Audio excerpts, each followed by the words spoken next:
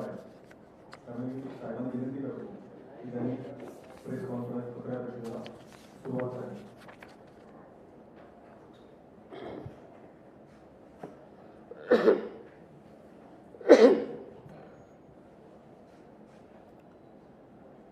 आपल्याला सगळ्यांनाच माहिती आहे की 4 मार्चला सर्वोच्च न्यायालयाने एक निर्णय दिला आणि महाराष्ट्र राज्यामध्ये ओबीसीला जे आरक्षण राजकीय मिळालं होतं, स्थानिक स्वराज्य संस्थांमध्ये ते आरक्षण रद्द केलं.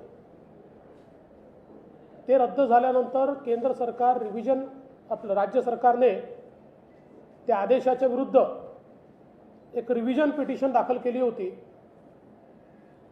ती पिटिशन देखील सर्वोच्च न्यायालयाने रद्दबातल केली आहे. त्यामुळे आत्ताच्या परिस्थितीमध्ये महाराष्ट्रामध्ये कुठलंही राजकीय आरक्षण ओबीसी करता शिल्लक राहिलेलं नाही. या संदर्भात कशा प्रकारे या सरकारने हे आरक्षण घालवलं हे मला खरं म्हणजे या निमित्ताने आपल्यासमोर ठेवायचं आहे. सर्वात पहिल्यांदा ही जी काही पिटिशन होती सर्वोच्च न्यायालयासमोर, ती ओबीसी आरक्षणामध्ये ज्या जिल्ह्यांमध्ये 50% वर आरक्षण चाललं आहे ते 50% आत आलं पाहिजे अशा प्रकारची ती पिटिशन होती. आणि त्याच्यामध्ये त्यांनी जो एक 2010ला कृष्णमूर्तीच्या केसमध्ये जे जजमेंट आलं होतं सरन्यायाधीशांच्या बेंचने दिलेलं, त्याचा आधार घेत सांगितलं होतं की हे 50% आत आलं पाहिजे. आमचं सरकार ज्यावेळेस होतं त्यावेळेस कोर्टामध्ये या संदर्भात बऱ्याच जोरदार तिथे आर्ग्युमेंट झाले आणि कोर्टाने सांगितलं की बाकी ठीक आहे, पण कृष्णमूर्ती जजमेंटप्रमाणे हे आरक्षण प्रत्येक जिल्ह्यात सरसकट 27% असू शकत नाही, तर हे आरक्षण प्रपोर्शनल असलं पाहिजे आणि म्हणून तुम्ही हे प्रपोर्शनल केलं पाहिजे. त्यानुसार आमच्या लक्षात आलं की हे जर आरक्षण 50% वरचं उडालं तर साधारणपणे जिल्हा परिषद पंचायत समितीच्या 130 जागा बाधित होतात. आणि म्हणून आम्ही महाधिवक्ता आणि सगळ्यांना घेऊन बसलो आणि कृष्णमूर्ती जजमेंटचा त्या ठिकाणी स्टडी केला आणि लक्षात आलं की आपण प्रपोर्शनल रिप्रेझेंटेशनचा ऑर्डिनन्स काढला आणि मग पुढे कोर्टाला वेळ मागितली तर या 120 पैकी 90 जागा ज्या 50% वरच्या आहेत ते आपण वाचवू शकतो. आणि त्यानुसार आम्ही साधारणपणे हा ऑर्डिनन्स या ठिकाणी 31/7/2019ला ऑर्डिनन्स आम्ही त्या ठिकाणी काढला आणि त्यामुळे 90 जागा आम्ही वाचवल्या. कोर्टाला तो ऑर्डिनन्स सादर केला आणि कोर्टाला सांगितलं की आता हा ऑर्डिनन्स आम्ही काढलेला, या ऑर्डिनन्सप्रमाणे पुढची कारवाई करण्याकरता आम्हाला वेळ द्या. कोर्टाने त्यावेळेस निवडणुका 4 जिल्हा परिषदाच्या येणार होत्या, त्यांनी सांगितलं की आम्ही स्थगित करतो आहे 2 महिन्याकरता आणि पुढची कारवाई तुम्ही करा. आणि त्यामुळे ते आरक्षण त्यावेळी वाचलं. त्यानंतर हे नवीन सरकार आलं. आपल्याला कल्पना आहे की हे नवीन सरकार 28/11/2019ला आलं.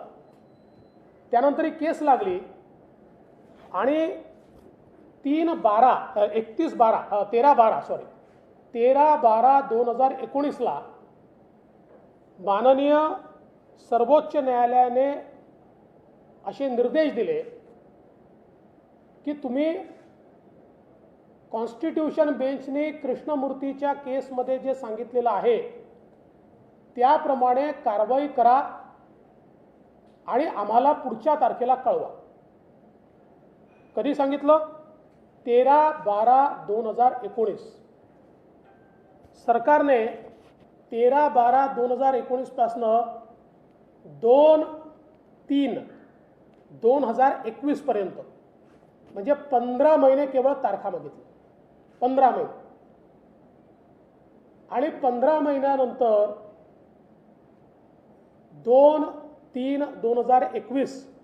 मार्च 2021ला एक ॲफिडेव्हिट सादर केलं. ज्या ॲफिडेव्हिटमध्ये त्यांनी सांगितलं की हो, काही जिल्ह्यांमध्ये आमचं आरक्षण 50%च्या वर चाललेलं आहे आणि आम्हाला पुढचा वेळ देण्यात यावा. आणि ज्यावेळेस अशा प्रकारचा वेळ मागितला, दुर्दैवाने आम्ही जो ऑर्डिनन्स काढला होता तो ऑर्डिनन्स हा त्याच्या पुढच्या म्हणजे नवीन सरकार आल्यानंतर पहिल्या अधिवेशनामध्ये तो कायद्यामध्ये परिवर्तित करायला पाहिजे होता. सरकारने तो ऑर्डिनन्स लॅप्स करून टाकला. आता परिणाम काय झाला की 15 महिन्यानंतर हे ॲफिडेव्हिट ज्यावेळेस सरकारने सादर केलं त्यावेळी कोर्ट चिडलं आणि कोर्टाने त्यांच्या जजमेंटमध्ये लिहून ठेवलेलं आहे की राज्य सरकार कोणतीही कारवाई न करता दुर्बल आणि बनावटी ग्राउंडवर या ठिकाणी तारीख मागते आहे. त्यामुळे आता आम्ही अशी तारीख देऊ शकत नाही.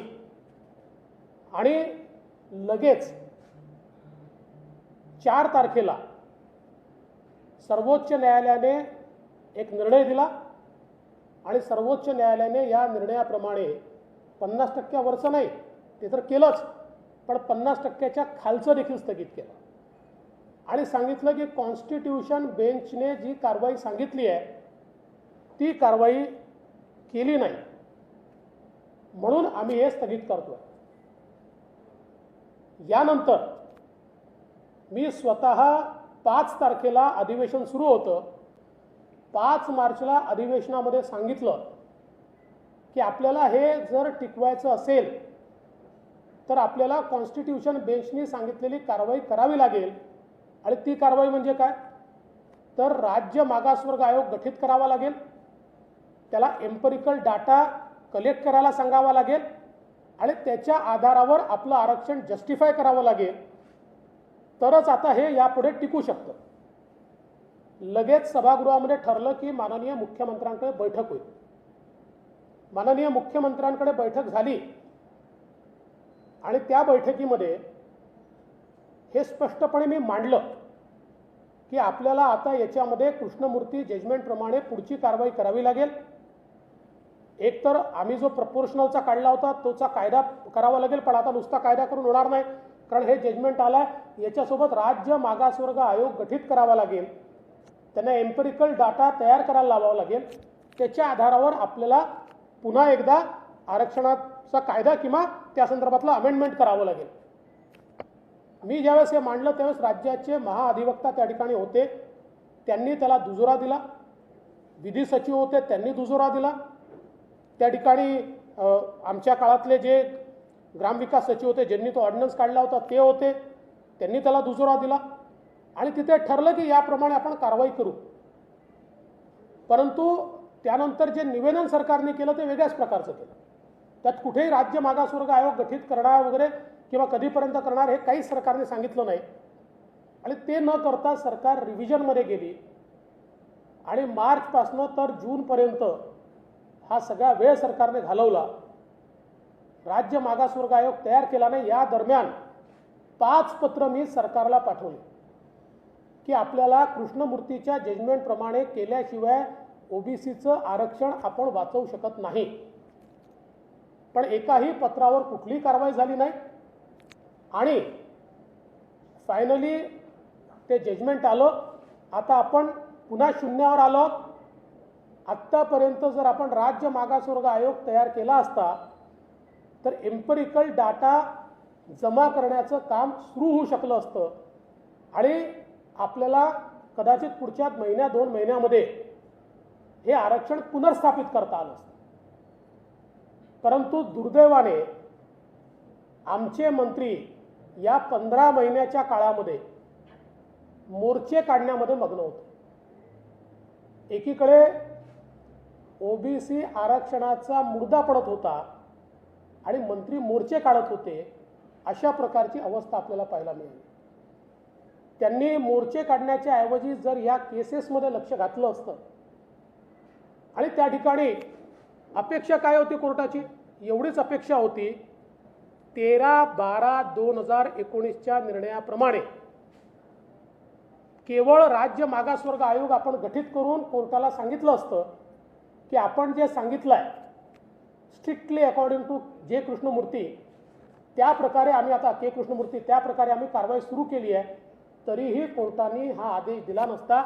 8 वेळा आपण तारखा याच्यामध्ये घेतलेल्या आहेत. आता याच्यात एक अजून गोष्ट मला सांगायची आहे. सातत्याने हे सांगितलं जातं की ओबीसीची जनगणना करावी लागेल, जनगणना केली पाहिजे, त्याला आमचं समर्थन आहे. पण या आरक्षणाकरता जनगणनेची आवश्यकता नाही. याचं कारण तुम्ही जर कृष्णमूर्ती जजमेंटचा पॅरा 48 आणि त्यातलं कन्क्लुजन 3, पॅरा 48 कन्क्लुजन 3 बघितलं, त्यात त्यांनी सेन्सस नाही म्हटलं, त्यात त्यांनी एम्पेरिकल डाटा म्हटलं. कंटेम्पररी एम्पेरिकल डाटा याचा अर्थ असा आहे की कुठलाही डाटा जो रिसर्च करून काढला. एक उदाहरण द्यायचं झालं तर मराठा आरक्षणाच्या वेळी आपण सेन्सस नाही केलेला, आपण एम्पेरिकल डाटा राज्य मागासवर्ग आयोगाकडनं तयार केला. आणि मराठा आरक्षणाचं जजमेंट जर तुम्ही बघितलं तर त्या जजमेंटमध्ये स्पष्टपणे त्यांनी म्हटलं आहे की आम्ही हा जो डेटा आमच्यासमोर सादर झाला आहे हा क्वेश्चन करत नाही सर्वोच्च न्यायालयाने. त्याच्या निष्कर्षावर त्यांनी सांगितलं आहे, पण डेटा त्यांनी कुठेही क्वेश्चन केला नाही, कारण एम्पेरिकल डाटा करावा लागतो, जसं आपण मराठा आरक्षणाच्या वेळेस केला. त्यामुळे हे जे सांगितलं जात आहे की आता ओबीसीची जनगणना केल्याशिवाय आरक्षण मिळत नाही, हेही खोटं बोललं जात आहे, चुकीचं सांगितलं जात आहे. आणि हे त्या दिवशी देखील मी स्वतः मुख्यमंत्र्यांच्या बैठकीत सांगितलं की एम्पेरिकल डाटा तयार करायचा आहे. जनगणना मोठी आहे, ती इतर कारणाकरता करू, पण याच्याकरता एम्पेरिकल डाटा आहे. आणि त्याही वेळेस राज्याचे महाअधिवक्ता साहेबांनी म्हटलं होतं हे बरोबर आहे, एम्पेरिकल डाटा तयार करायचा आहे, जनगणनेची पूर्ण आवश्यकता नाही आहे. आणि म्हणून एकूणच जर आपण बघितलं तर या सगळ्या ओबीसीच्या आरक्षणाच्या याच्यामध्ये मी खरं म्हणजे मला याच्यात राजकारण करायचं नव्हतं, पण काही लोक काही झालं की मागच्या सरकारवर टाकतात. तेव्हा आमच्या सरकारच्या काळामध्ये ऑर्डिनन्स काढून कोर्टाने तो ॲक्सेप्ट केला आणि या सरकारला 13/12/2019ला जो आदेश दिला तो 15 महिने न पाळल्यामुळे या सरकारने, आणि करायचं काय होतं, फक्त राज्य मागासवर्ग आयोग गठीत करून एम्पेरिकल डाटा आम्ही कोलेक्ट करतोय किंवा कलेक्ट करतोय एवढं जरी सांगितलं असतं तरी कोर्टाने आदेश दिला नसता. तर मला जाणीवपूर्वक याच्यामध्ये या आदेशातले काही पार्ट वाचून दाखवायचे आहेत, ज्याच्यामध्ये आपण बघा 13/12/2019ला माननीय सर्वोच्च न्यायालयाने काय म्हटलंय. त्यांनी असं म्हटलंय, if no justification can be offered the state government shall take corrective measures to ensure that the dictum of the Constitution Bench of Supreme Court is complied with in its letter and spirit before next date of hearing and report compliance in that regard. म्हणजे काय म्हटलं तर कृष्णमूर्तीच्या जजमेंटमध्ये जी process सांगितली आहे ती पूर्ण करून आम्हाला पुढच्या डेटला सांगा. म्हणजे ते काय कोर्टाला समजत नाही का की लगेच ही काही होऊ शकत नाही. त्याचा अर्थच एवढा आहे की कृष्णमूर्तींच्या जजमेंटमध्ये जो मी पॅरेग्राफ सांगितला 48 त्याच्या कन्क्लुजन 3 मध्ये सांगितल्याप्रमाणे एम्पेरिकल डाटा तयार करण्याकरता राज्य मागासवर्ग आयोगाचं गठन करणं एवढंच अपेक्षित या ठिकाणी आहे. पण हे आपण 15 महिने केलं नाही. आणि आपण जो काही 4-2 मी 2 म्हणालो ते 4-2ला ॲफिडेव्हिट सादर केला आहे आणि निर्णय 4-3चा आहे. त्याचे ॲफिडेव्हिट आपण सादर केला आहे, त्याच्यामध्ये आपण plainly considered that reservation exceeds 50%, म्हणजे आपण मान्य करून टाकलं की हो आमचं आहे 50%च्या वर, पण कुठलंही जस्टिफिकेशन खालचं वरचं काहीच दिलं नाही. आणि त्यानंतर 15 महिन्यानंतर सुप्रीम कोर्टाला यांनी ज्यावेळेस तारीख मागितली त्या सुप्रीम कोर्ट काय म्हणत आहे, we therefore fail to understand as to why the state government wants further hearing of the matter on such flimsy and specious ground.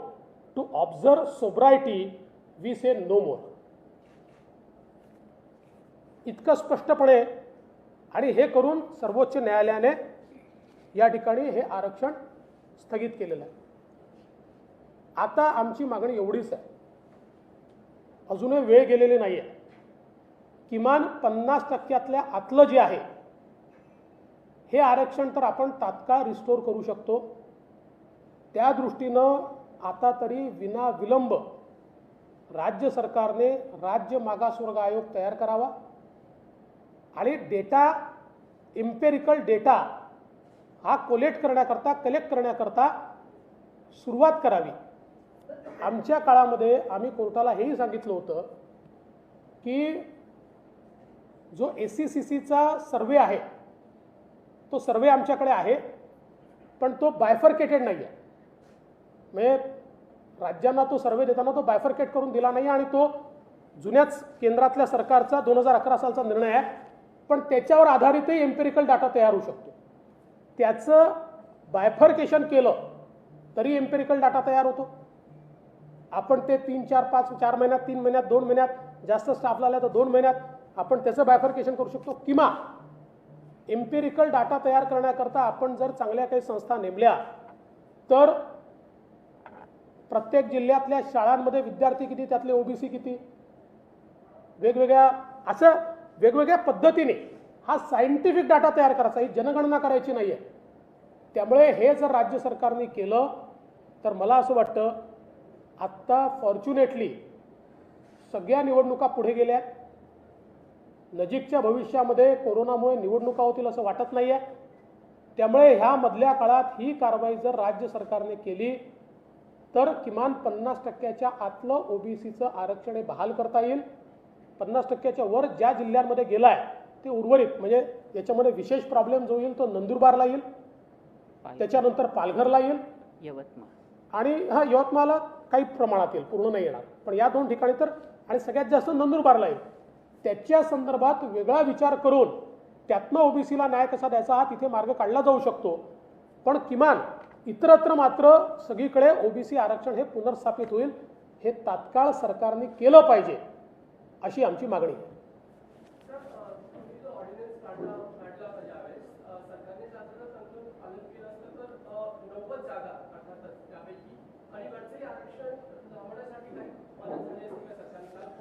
हे वरच्याच आरक्षणाकरता होतं. ते जर त्यावेळी खालचं आरक्षण तर वाचलंच होतं. वरच्या आरक्षणाचे जे 130 जागा चालल्या होत्या त्यातल्या 90 जागा वाचल्या असतात.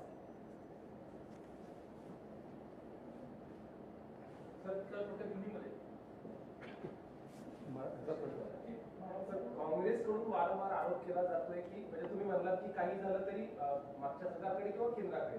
राणा पाटलांची परवा प्रेस झाली होती, त्यांनी स्पष्टपणे सांगितलं की आरक्षण देखील म्हणजे मराठा आरक्षण असेल किंवा OBC आरक्षण हे फक्त फडणवीसांमुळे गेलं असते. मी पुराव्यासहित बोलतो. मी सर्वोच्च न्यायालयाचे जजमेंट्स आपल्याला वाचून दाखवले तारखेवार, आणि त्यात हे स्पष्टपणे दिसत आहे की आम्ही वाचवलं यांच्या काळात गेला. अरे तुमचं सरकार येऊन 15-15 महिने झाले, आता 18-18 महिने झाले ना, 15-15, 16-16 महिन्यानंतर, आणि तुमच्या हा आदेश आमच्या सरकारला दिला नव्हता. 13-12चा आदेश हा तुमच्या सरकारला दिला होता आणि त्यानंतर 15 महिने तुम्ही काहीच केलं नाही, म्हणून सर्वोच्च न्यायालयाने तो निर्णय दिला. असं आहे की खोटं बोलायचं म्हणजे या सरकारमधले काही नेते आणि मंत्री, जगामध्ये खोटं बोलण्याची कॉम्पिटिशन झाली तर पहिले 10 तर तेच येते. म्हणजे मराठा आरक्षणावर तेच, OBC आरक्षणावर तेच, आपला नाकर्तेपणा लपवण्याचं हे काम यांचं चाललेलं आहे. आणि म्हणूनच मी आज तेवढ्याच करता म्हणजे हे मोर्चे काढत होते त्यावेळी, आणि त्याच वेळी म्हणजे हे अध्यक्ष होते ना, का लॅप्स दिला ऑर्डिनन्स, का त्यावेळी एम्पिरिकल डाटा तयार करण्याकरता 15 महिने होते ना तुमच्याजवळ, का राज्य मागासवर्ग आयोग गठीत नाही केला. फक्त रोज उठायचं. आता परवा मी बघितलं, परवा वडेट्टीवारजी असं म्हणाले की आता मागासवर्ग आयोग तयार करावा लागेल, त्याशिवाय मिळू शकत नाही. अरे 15 महिन्यापासून हेच मी सांगतोय. 5 पत्र तुम्हाला याकरताच दिले मी की हे करावं लागेल. आता ज्यावेळेस तुम्ही जागे होताय, आताही नाही केला, अजूनही केला नाही आहे, आता तरी करा. तयार केला आणि सगळं जसं म्हणतात न्यूमेरिकल डेटा कलेक्ट करायला किती कालावधी लागू शकतो? कारण तुम्ही पण तयारी त्या पद्धतीने करत होता, तर सरकारला किती कालावधी लागू शकतो? बघा, माझं मत असं आहे की एम्पेरिकल डाटा तयार करण्याकरता आपण जास्त एजन्सीज लावल्या जास्त लवकर डेटा तयार होतो. कारण हा सॅम्पल सर्वे असतो, सॅम्पल साईज मोठा असतो आणि त्याच्यामध्ये कोर्टाचं म्हणणं काय असतं किंवा एम्पेरिकल डाटाच्या संदर्भात की तो सायंटिफिक असला पाहिजे. म्हणजे पद्धती जी आहे कलेक्शनची ती सायंटिफिक असली पाहिजे. जसं आपण मराठा आरक्षणाच्या वेळेस 5 एजन्सीज लावल्या होत्या, टाटा इन्स्टिट्यूटपासनं तर अगदी आपली पुण्याची कुठली त्या सगळ्या जे काही इन्स्टिट्यूट आहेत या सगळ्या लावल्या होत्या. त्यांनी डेटा तयार केला आणि तो डेटा सर्वोच्च न्यायालयाने मान्य केला आपला. त्यामुळे हे करणं कठीण नाही आहे आणि आता वेळ आहे ना आपल्याकडे. आता मला वाटत नाही की यावर्षी तरी कुठल्या निवडणुका होतील, कारण आता मी बघितलं राज्य सरकारने निवडणूक आयोगाला ऑलरेडी पत्र पाठवलेलं आहे. त्यामुळे आपल्याजवळ भरपूर वेळ आहे. पुढच्या कुठल्याही निवडणुकीच्या आधी आपण हे केलं तर किमान 50% आतलं रिझर्वेशन तरी आपण वाचवू शकतो.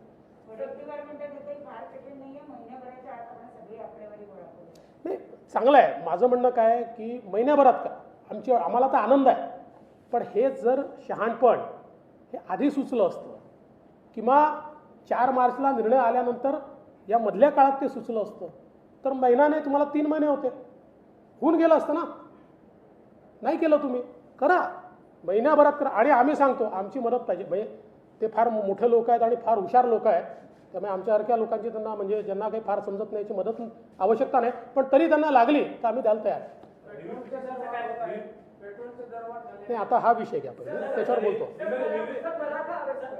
नाही नाही, आता पहिले हा विषय संपला असेल तर मग दुसरा विषय. हां,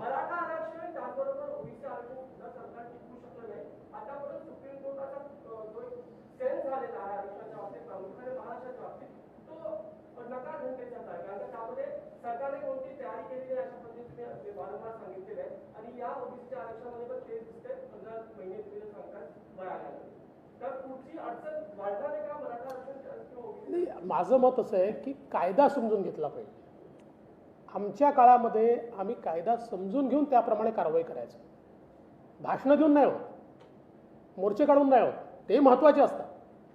लोकशाहीमध्ये मोर्चांचं आपलं महत्त्व आहे, पण त्याच वेळी जर कायदा समजून त्याच्यावर कारवाई केली नाही तर अशी वेळ येते. सर, अनेक निर्णय आहेत, पदोन्नतीचं आरक्षण असेल, ओबीसी असेल, मराठा असेल, मुख्यमंत्री तुमचे मित्र आहेत, अनेक गोष्टी झाल्यानंतर त्यांना धक्का बसतोय का? कारण बऱ्याचदा असं वाटतं की मुख्यमंत्र्यांना याबद्दल काही माहिती कळवून दिली जात नाही.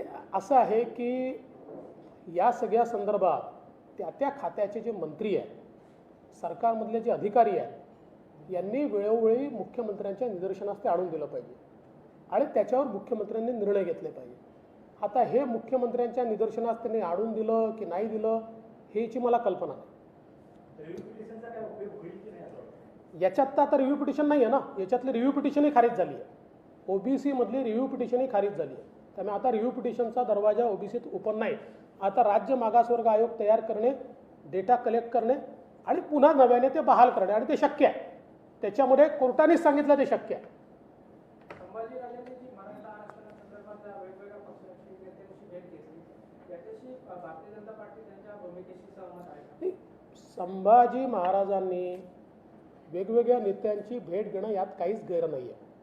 मला देखील ते भेटले होते आणि त्यांची भूमिका अशी आहे की या प्रश्नावर सगळ्या पक्षांनी एकत्रित आलं पाहिजे आणि आमची त्याला तयारी आहे. मी त्यांना सांगितलं की आपण सांगा कोणाच्याही बैठकीला मी जायला तयार आहे. या संदर्भात आमच्यात राजकीय भूमिका नाही, आम्ही सगळे एकत्रितपणे बसायला तयार आहोत. फक्त मी त्यांना एक सूचना केली की समोरच्यांनाही सांगा की राजकारण करू नका. हाँ, देखिए महाराष्ट्र में जो ओबीसी को स्थानीय निकाय चुनाव में आरक्षण मिला था, इस सरकार के कारण वो आरक्षण अभी रद्द हो गया है, कैंसिल हो गया है, निरस्त हो गया है.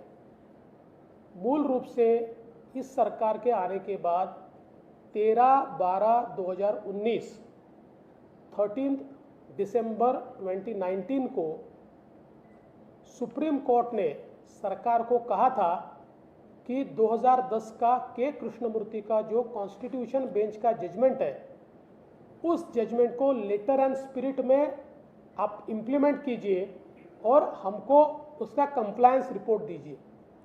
15 महीनों तक राज्य की सरकार ने उसके ऊपर कोई कार्रवाई नहीं की और फिर मात्र एक रिपोर्ट राज्य की सरकार ने दाखिल किया, जिसमें उन्होंने कहा, एक एफिडेविट, कि हाँ हम मानते हैं कि कुछ जिलों में 50% से ज़्यादा यह आरक्षण चला गया है।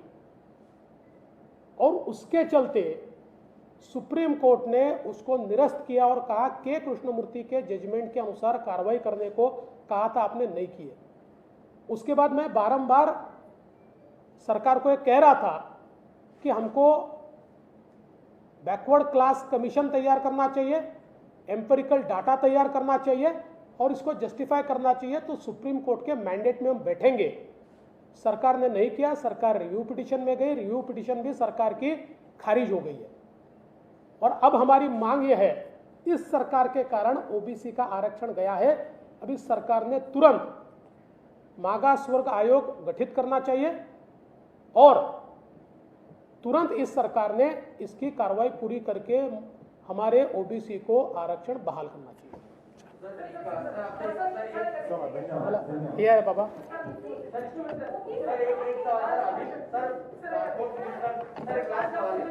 ट्रांसपोर्ट मिनिस्टर गंभीर आरोप जो है वो लगाए हुए हैं उन्हीं के विभाग के एक अधिकारी ने, और जांच जो है वो शुरू कर दी गई है, लेकिन मंत्री का कहना है कि केवल राजनीतिक तौर पर मुझे बदनाम करने के लिए इस तरह के आरोप लगाए जा रहे हैं। देखिए, ये जो सारे आरोप लगे हैं ये उन्हीं के खाते के लोगों ने लगाए हुए हैं और अब इसके ऊपर पुलिस जांच कर रही है।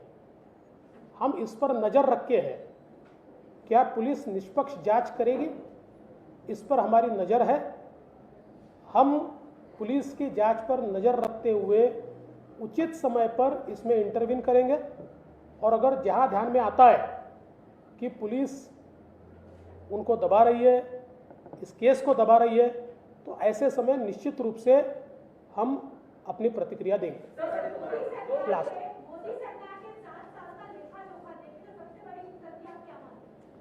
देखिए, एक उपलब्धि में उसको समेटा नहीं जा सकता, लेकिन मैं ऐसा मानता हूँ जिस प्रकार से पिछले 7 सालों में भारत ने प्रगति की है और गरीब कल्याण का जो एजेंडा इस देश में चला है वो महत्वपूर्ण है।